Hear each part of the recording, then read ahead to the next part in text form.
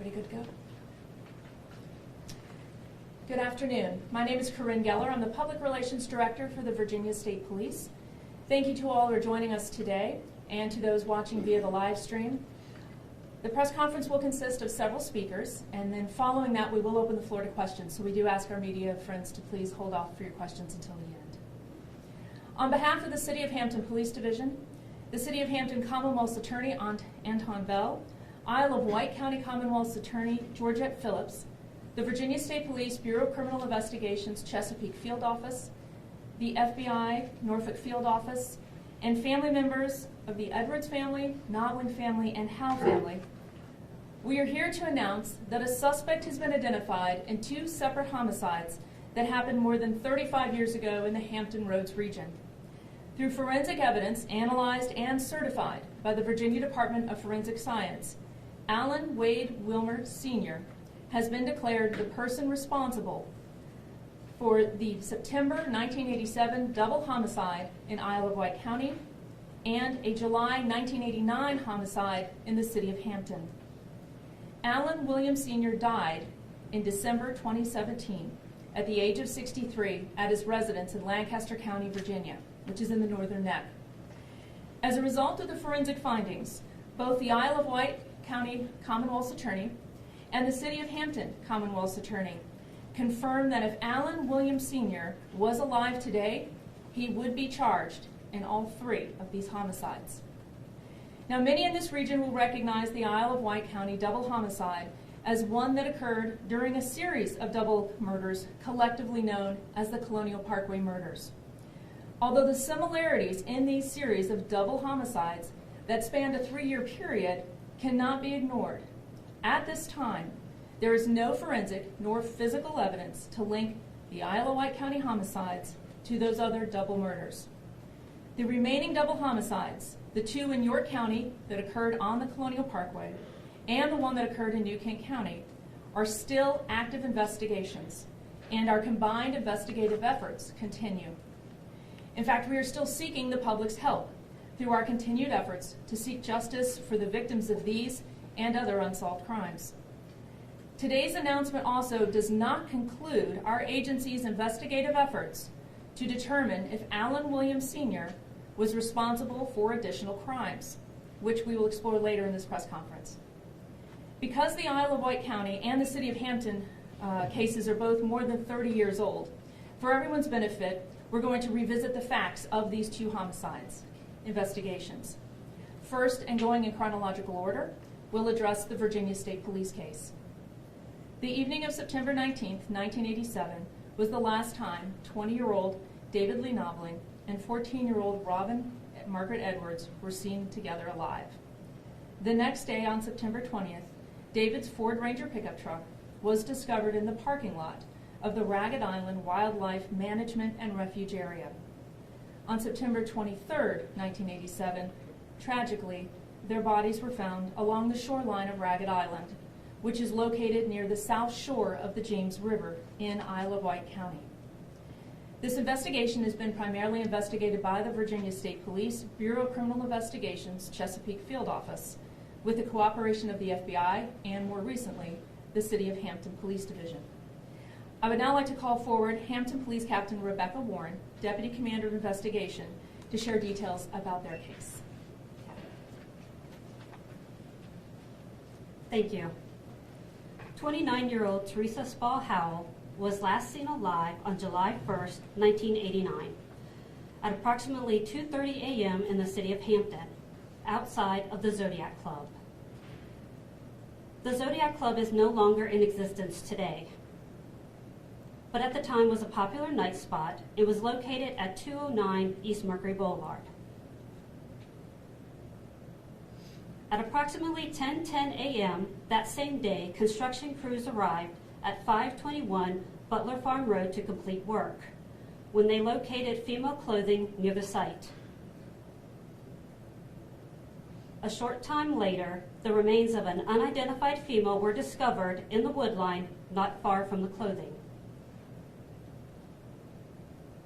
On July 4th, 1989, a missing person report was filed in York County, leading to the identification of the victim as Teresa Spa Howell.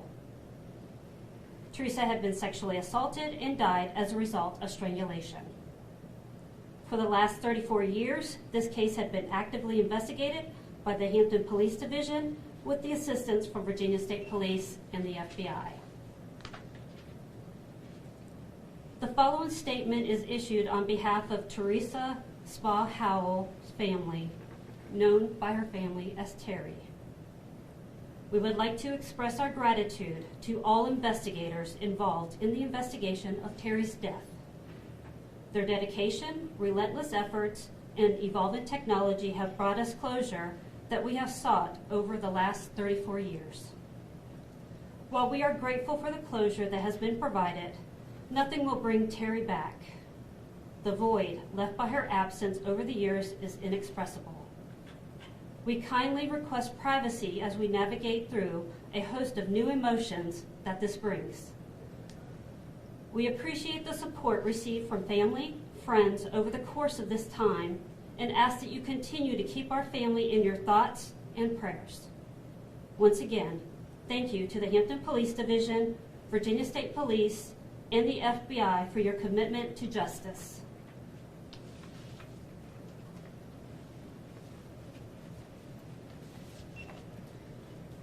The resolution of these two homicide cases was the direct result of interagency cooperation.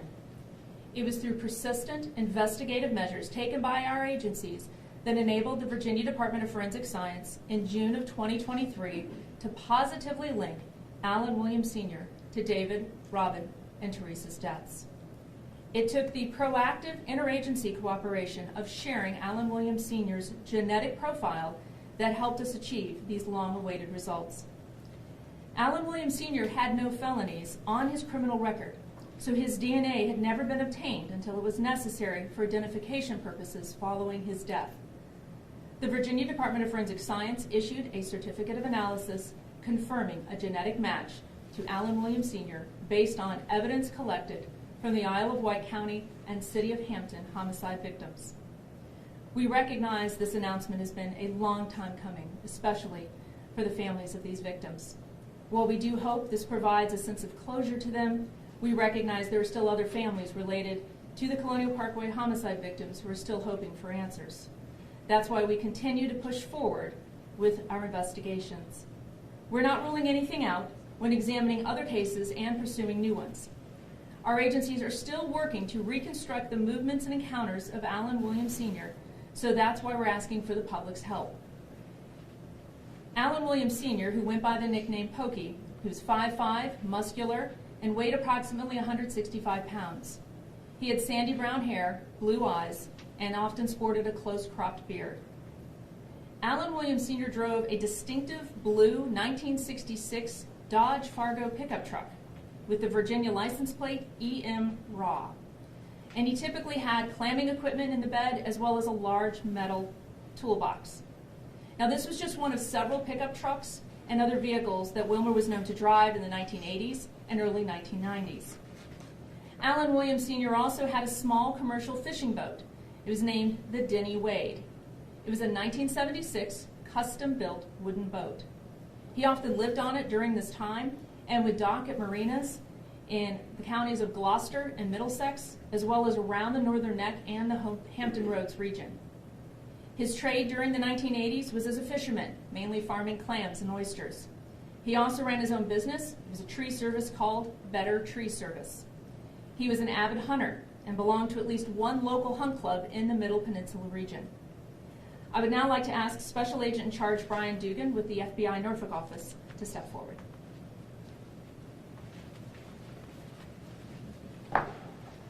Thank you, Corinne. On behalf of the FBI, I want to express my sincere condolences to the victims' families. While these tragedies occurred decades ago, I recognize how much pain followed them throughout those years without any answers. And there still may be more families out there hoping to close their chapters as well. That's why we're asking the public to take a good look at the suspect's photos.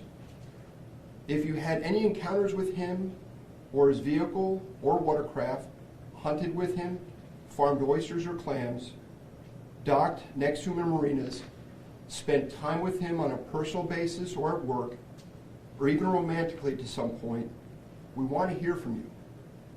We're also interested in hearing from the public about areas where Wilmer had worked in, both as a fisherman and tree cutter, locations where he may have been known to hunt, or bars, clubs, or lounges he frequented. A piece of information, no matter how small, could be useful to investigators. To submit a report, we're encouraging the public to call the FBI's tip line, 1-800-CALL-FBI, or submit a tip online at tips.fbi.gov. Alternatively, you can also contact the state police via email at questions@vsp.virginia.gov. We recognize relationships and loyalties change over time, as do people and their perspectives. There are occasions where people who may have had knowledge of the incident did not feel comfortable coming forward with the information at the time. This may have been due to close relationships with persons involved, or out of concern of their own safety, reputation, or standing amongst friends. Even though Mr. Wilmer is deceased, we want you to know it is not too late to come forward. Again, the FBI tip line is listed here.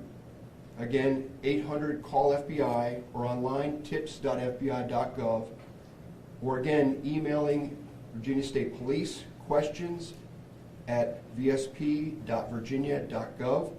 You can also reach out to Hampton Police via the Peninsula Crime Line, where you can provide information anonymously. I also want to add that the FBI continues to have multiple open investigations that we're looking into to see if Mr. Wilmer is connected to, including victims Kathy Thomas, Rebecca Dowski, Richard Call, and Cassandra Haley. While he may or may not be connected to these cases, we are still pursuing justice for these victims and will investigate all options. Thank you very much.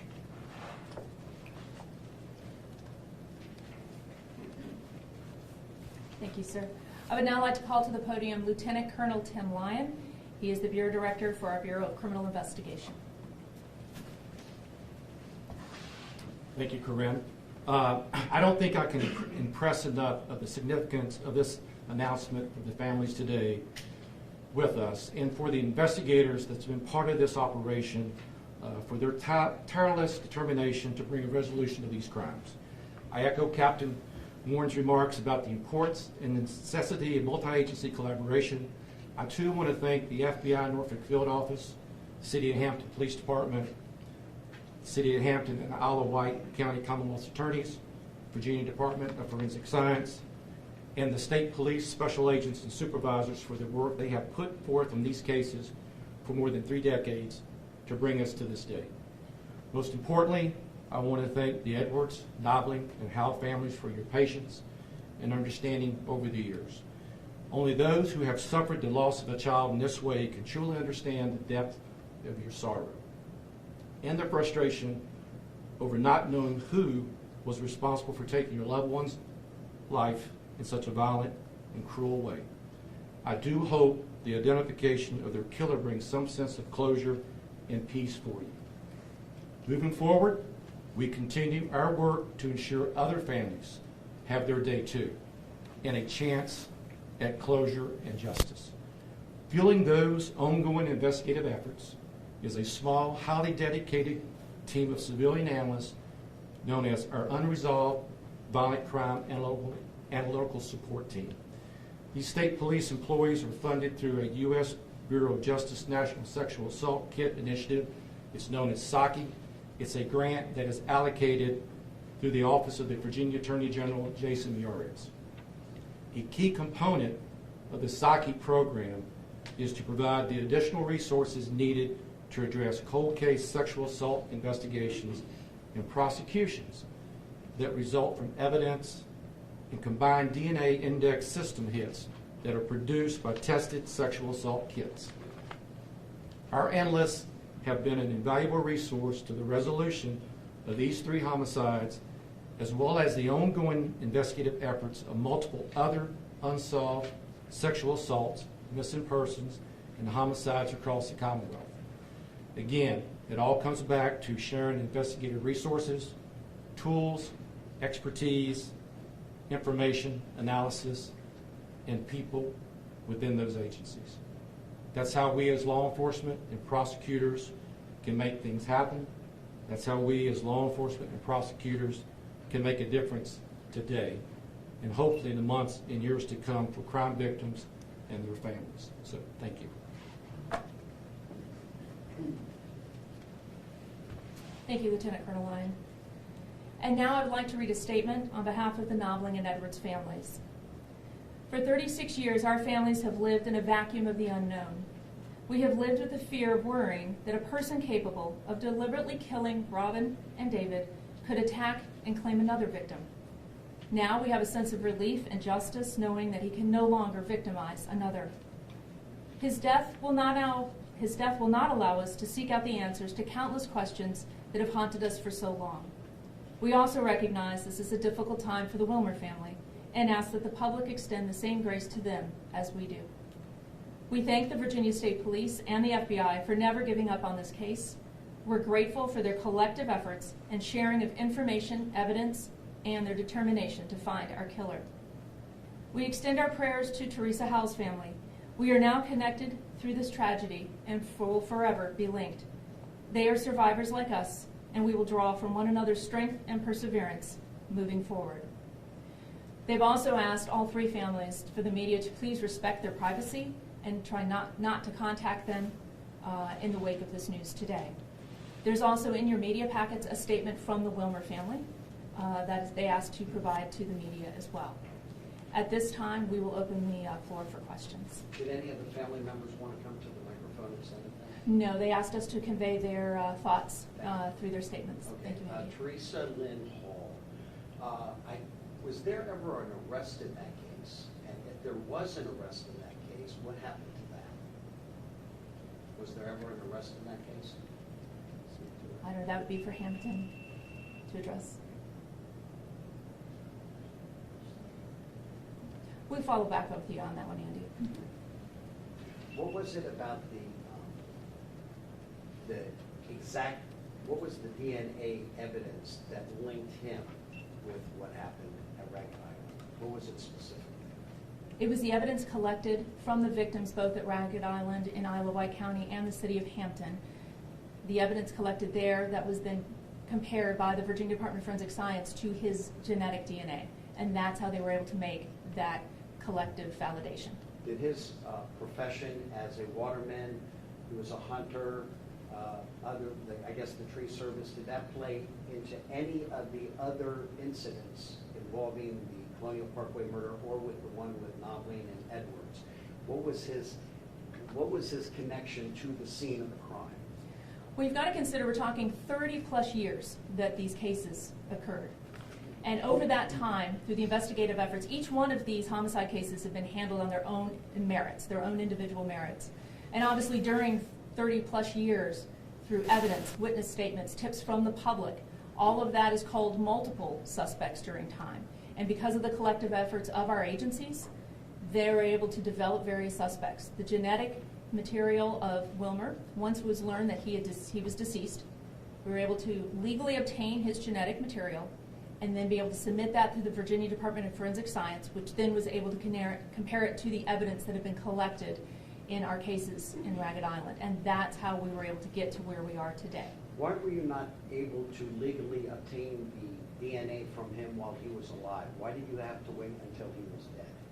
It was simply during the course of going back and revisiting these cases that he was developed as a particular suspect and someone to evaluate at this time. Can you tell us about the tip that came in that connected the dots to him? No. So you can't say what specifically led you guys to develop him as a suspect? It was just during the course of 30 years worth of investigations. And part of the cold case philosophy is to go back over and start re-looking and going back through all the witness statements, all the evidence. And it's a very It's a very time-consuming, very complex, but very effective way. And that's where we were able to dedicate these resources, revisit these cases, go back through and relook at them. And then that's when it was discovered that Wilmer had passed away, and decided let's follow through on that and see if there's genetic material that we can. And he wasn't the only suspect that was submitted to the Department of Forensic Science. The Department of Forensic Science had actually identified a common suspect between the Hampton and the Isle of Wight County cases a couple of years ago, but because he was never in the system, he was never in the CODIS database, there was no hit. So we had a common suspect, he just had not been identified. So it was not until we were able to get that genetic material, then work it through the Department of Forensic Science, that was able to connect the dots and connect these two cases. Can you say how early on in the investigation he was developed as a potential suspect? I mean, or was it fairly shortly after the murders happened that he was developed as a potential suspect, or was this something that he was developed as a potential suspect, decades later? I'm not going to get into the specifics at this time, just because we still have, as we said, this is kind of, I hate to use the cliche, but the beginning of the end. And again, we're not saying these cases are closed; they're resolved right now because we know there's a lot more work to do, and that's one reason why we haven't come forward. We've had the confirmation last summer, but there's been a lot of work going on since then, and that's just doing our due diligence and revisiting. So we don't want to get into too many specifics because we are still moving forward, and that's why we're asking the public to help us build that timeline, let us know if you knew him, how you knew him, what encounters you had, so we can build that timeline and find out if in fact there are other victims out there. And just to be clear, you guys believe these are or are not connected to the Colonial Park homicide? At this time, there is no physical nor forensic evidence to connect the Isle of Wight or the City of Hampton homicides to the two in York County on the Colonial Parkway or the one in New Kent County. And it's forensics and advancements in technology. It really is amazing what the Department of Forensic Science has been able to accomplish. And because of resubmitting material over and over again and being persistent by the investigators dedicated to this case, that has gotten us here. And we recognize it's going to be the forensics that either connects those dots later on down the road or disconnects those dots. So there's still a lot of work to be done at this point. Corinne, is it safe to say the technology you used to resolve these cases weren't available, say, like 30 years ago, 20 years ago? Correct. And it speaks a lot to those investigators 30 plus years ago who recognized that evidence collected at a scene, the technology wasn't there, but that they preserved it enough to enable us 36 years later to be here today. The case, this case has been resolved. Yes, correct. Isle of Wight, yes. And Now, this happened in September of '87. At what point was he ever a suspect in that case? Now that he is deceased, are you able to tell us when he was he ever identified? no, we're not going to get into those specifics at this time. So we've got time for one more question. I know this has been a difficult and trying time for the family, so we want to be respectful of their time. If an arrest was made in this other case, which you're going to get me the information on, right, then it would suggest that the wrong person was arrested. I can't speak on behalf of that. That's just speculation at this point. Once we get the details, we'll Because he's the discuss one it. responsible, not the Correct. person who was arrested. Correct. Because he wasn't in the system. Correct, yeah. Okay. All right. The press release has also been sent to all your newsrooms. That went out. And if you guys want the photographs and the maps and everything there, you can just email me and I'll send them to you. Okay? All right. Thank you, guys. I appreciate it.